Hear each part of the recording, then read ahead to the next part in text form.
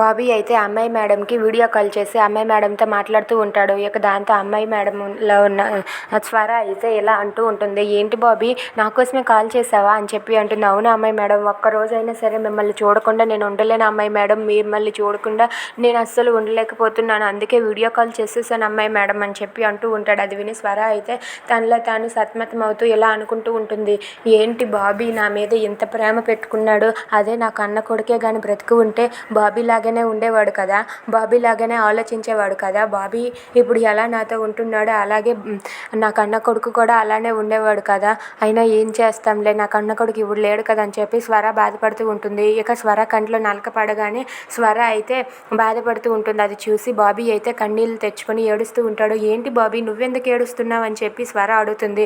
ఏంటి అమ్మాయి మేడం, మీ కళ్ళల్లో నలక పడితే నా కన్నింట్లో నీళ్ళు వస్తున్నాయని చూస్తున్నారా, మీకేమైనా జరిగితే నేను తట్టుకోలేను అమ్మాయి మేడం, మీకేం కాకుండా నేను చూసుకుంటాను అమ్మాయి మేడం, మీకేం జరిగినా నేను తట్టుకోలేను అని చెప్పి బాబీ స్వరతో అంటూ ఉంటాడు. అది విని స్వర అయితే నా కన్న కొడుకు కానీ బ్రతికి ఉంటే నా కోసం ఇలానే ఆలోచించేవాడు కదా అని చెప్పి స్వర అనుకుంటూ ఉంటుంది. ఇక బాబీ అయితే అలా అమ్మాయి మేడంతో మాట్లాడుతూ, ఓకే అమ్మాయి మేడం, మళ్ళీ మిమ్మల్ని ఎప్పుడు కలుస్తానో ఏంటో, అంతవరకు నాకు చాలా బాధగా ఉంది, సరే అయితే ఇక నేను ఉంటాను అని చెప్పి బాబీ బాయ్ చెప్తాడు. దాంతో స్వర అయితే సరే బాబీ జాగ్రత్తగా ఉండు అని చెప్పి స్వర కూడా బాబీకి జాగ్రత్తలు చెప్పి బాయ్ చెప్తుంది. ఇక వాళ్ళైతే అలా ఫోన్ మాట్లాడుకున్నాక ఇదంతా వనమాలికి తెలిసి వనమాలి ఝాన్సీ దగ్గరికి వెళ్ళి, మేడం గారు ఇలా ఆ స్వరతో బాబీ వీడియో కాల్ మాట్లాడుతున్నాడు, ఈ విషయం మీకు తెలుసని నాకు తెలుసు, కానీ దీన్ని మీరు ఇలానే వదిలేస్తే ఆ స్వర బాబీని పూర్తిగా తన వైపు తిప్పుకుంటుంది, మీకు